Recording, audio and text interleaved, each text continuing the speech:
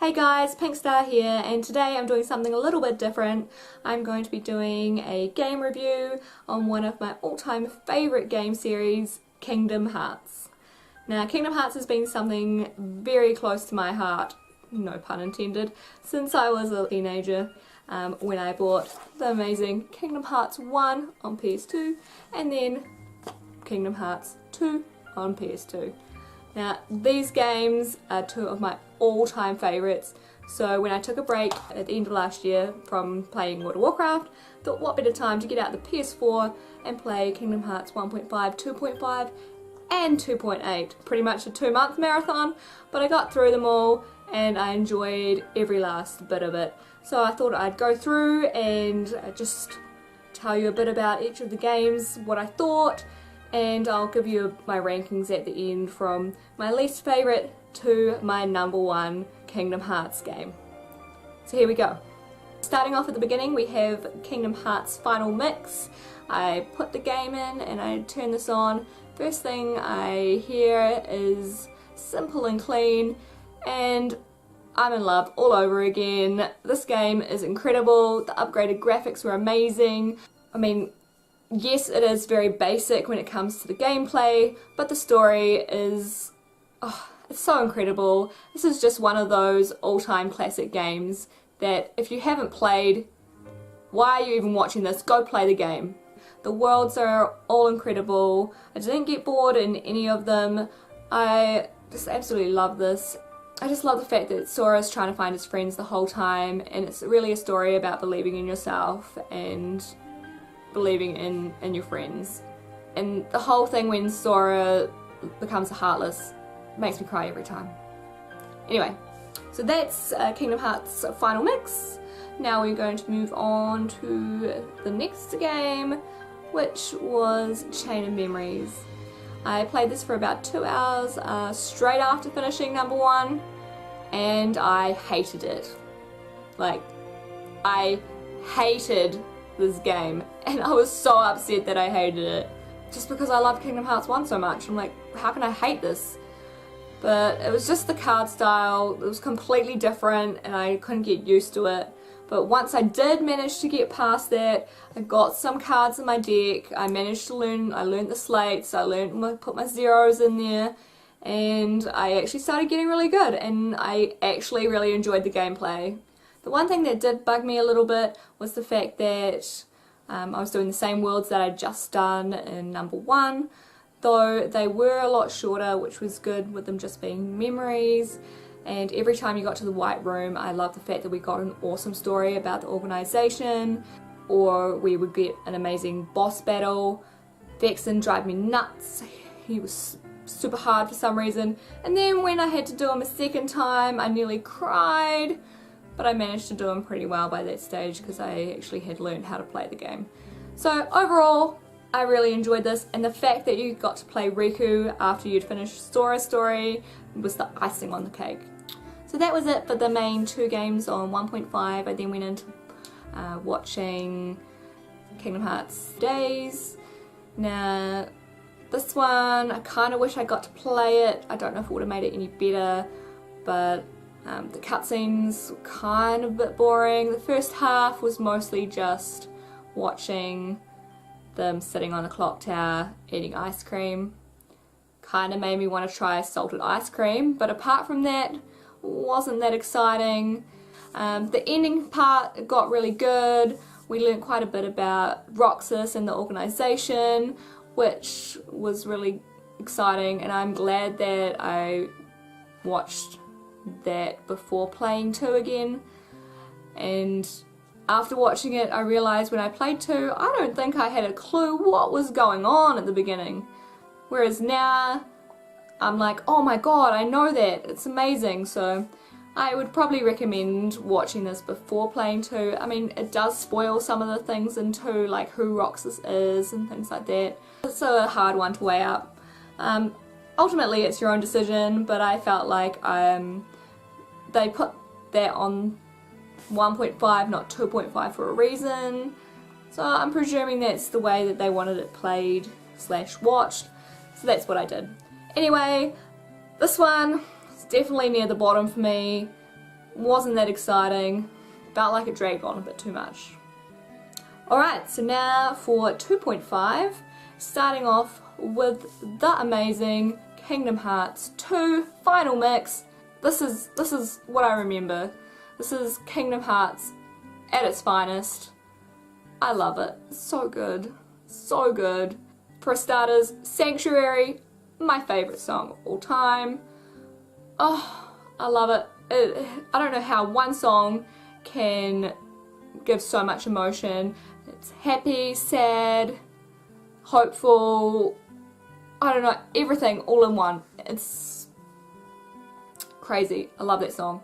So, I mean, so you start off with that for one, which makes it amazing to start with. And then you get to play as Roxas, which I felt was better this time around because I had watched Days. So I kind of knew what was going on, who he was, made a lot more sense. I felt way more connected when he obviously went back to Sora, and it was awesome getting to play Sora again. I loved the gameplay. Felt like this one had one of the best gameplays. It was like Kingdom Hearts 1, but obviously it's been upgraded. You've got your drives and things which are freaking awesome.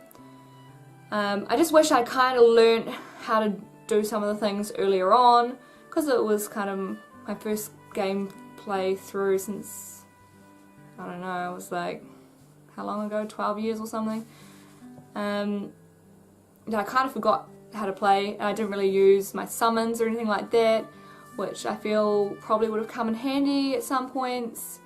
And I didn't really get like I didn't get my like glide, or I didn't even get dodge roll until until like near the end of the game. Other than that, it just looks spectacular. All the cutscenes are amazing.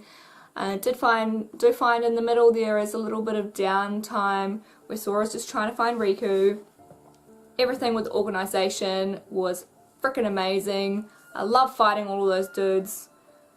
And the Roxas fight was probably the best fight I've ever had. God damn, that was hard. It was the hardest fight I've ever done, I think. And as I said, I didn't have dodge roll until near the end. So I literally had to do the whole thing without being able to do dodge roll or dashing or anything. So yeah, it was difficult, and I literally jumped up once I killed him and did a little dance because I was so excited. Fighting with Riku is amazing, and then yeah, the whole ending with the amazing graphics, and they finally get back to the Destiny Islands together. They're all together with Kairi, and there's Donald and Goofy and Mickey. And they're all there and they're all happy, and they've got, once again, the amazing Sanctuary song is playing. That is my all-time favourite ending from any game.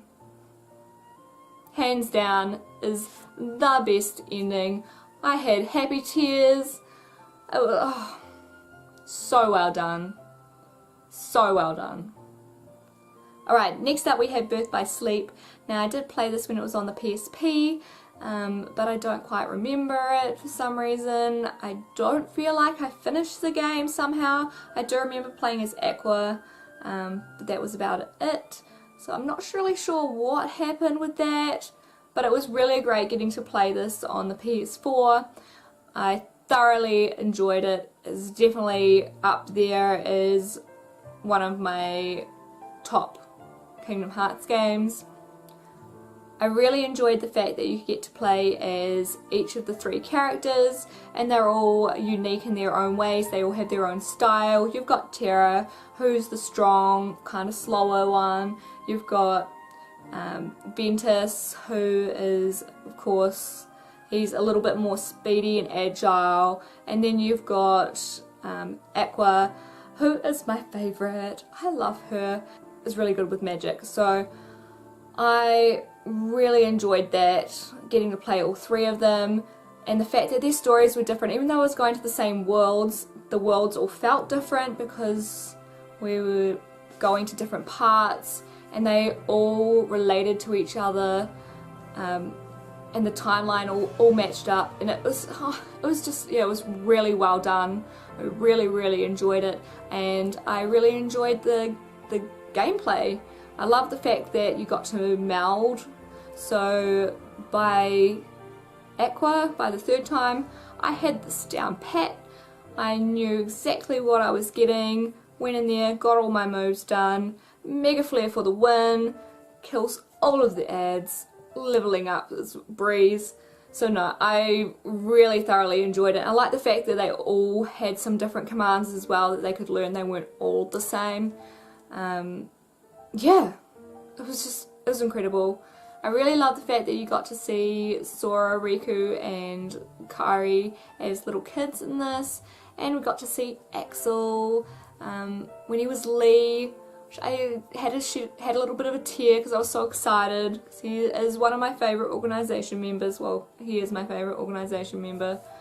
So yeah, no, it was amazing. And one of my favourite all-time endings is Birth by Sleep, when Sora takes in Ven's heart. He's so innocent and pure and cute, and oh, it just made me love Sora so much more again. I don't think I could love Sora anymore. He is amazing. He is the most genuinely nice guy ever. Lastly, on 2.5 we had another movie slash cutscenes from Kingdom Hearts Recoded. Now, this was probably my least favourite. The story was probably one of the worst, just the fact that nothing really mattered because it was all in the datascape, wasn't even in real life. If it wasn't for the ending cutscenes, which I think were added in for the final mix, where Mickey's actually writing out the letter, which is the one that Sora got in number 2, that you know what's actually in it, that was probably the only part that actually made it worthwhile watching. The rest of it was a snooze fest. I'm not sure, everybody that I've read reviews on has said that the gameplay was really good in this one. I don't know how it would have made it any better, but apparently it did. So I'm kind of gutted that I missed the gameplay aspect of it, but in the end I do play Kingdom Hearts mostly for the story. I play most games just for the story, so the fact that the story was a bit of a letdown, and the fact that it wasn't real, it's just a data world, yeah, it definitely made it my least favourite. So that was 1.5 and 2.5. So then we moved on to 2.8, starting off with Dream Drop Distance, which I was really excited to play. Put it in, started it up, got super confused, hated it. Very much like Chain of Memories. It was completely different to what I was used to, so I got completely confused. Too much was thrown at me all at once, the flow motion, the spirits, the fact that I was in Traverse Town, but there was 2 Traverse Towns, and Riku was in one, I was in the other, and I don't know who anybody was in this Traverse Town. These random characters that I'd never seen before. I know who they are now, but at the time, no idea.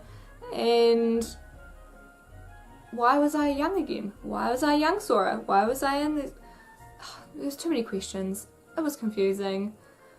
But once I got over all of that and I actually got used to the flow motion system, which is really cool actually, it's pretty fun, and once I got some good spirits and actually learnt to level them up and learn which ones gave me the moves that I really wanted, and finally farmed out my Tyranitar Rex, it was actually a pretty good game. I quite thoroughly enjoyed it. Probably one of the ones I spent the most time farming on, because I really wanted to get all the spirits. I'm pretty much sure I got most of them. It wasn't the best story. It got a little bit confusing, some of it with the time travel and things. I had to read up a little bit to try and get my head around it, but it was still really good. Had some really amazing moments. Really love Lee being back in it. Ah, so happy. As I said earlier, one of my faves. And great moments when Mickey saves the day, and oh, and then Lee saves the day. Overall, it's not the best out of the series. It definitely was enjoyable to play. I really love the fact that you get to play as both Riku and Sora, because I love playing as Riku. I really hated the drop system. Dropping out in the middle of a boss fight drove me crazy. One stage I had literally like this much health left and I dropped out. When I dropped back I had to start all over again, which was fantastic. So that whole system was kind of annoying. I would have rather it was just at certain points you were made to switch over to the other character, or like so you did one cutscene and then you'd switch and then you'd get up to like another cutscene and then you'd switch sort of thing. I think that would have been better. But overall it was really enjoyable, and the cutscenes at the end again were really good, really lead it up to Kingdom Hearts 3, which is coming out this year. Well, it better do, otherwise I'm going to go crazy because I'm sick of waiting. Like every other Kingdom Hearts fan, we've been waiting for forever for Kingdom Hearts 3. Stop teasing us and bring it out already. Anyway, it's not what we're talking about. We're talking about 2.8 right now. So that was Dream Drop Distance. Now moving on to the next one, which was Birth by Sleep 0.2. I was super excited to play this because once again it is Aqua, who is, as I said, amazing and awesome, and I was super excited to play her. I was excited to see what the new graphic style would be like, because I figured this is what it's going to be like for Kingdom Hearts 3. So put it in, gave it a go. The frame rate was terrible. I had to go get a PS4 Pro to see if it would make a difference, which it did. It made quite a bit of a difference, but the frame rate when looking around still was a little bit off. I'm not sure if that's something that would be fixed for Kingdom Hearts 3. I'm hoping that they do. But otherwise, apart from that, it just looks amazing. The magic spells, oh my god. The magic spells are freaking incredible. Like, I just wanted to magic everything because it looked so amazing. The scenery was stunning. The game itself was super short. It was just kind of, I feel like it's just like a lead up teaser to Kingdom Hearts 3. I was super excited when she met up with Mickey. The story didn't really go anywhere, so it wasn't really a big story moment sort of thing. But I thoroughly enjoyed it. As I said, it was just awesome getting to play as Aqua because she's amazing, and everything just looked incredible. Lastly, after playing all those games, we finally got to Kingdom Hearts key back cover. I was super excited to watch this.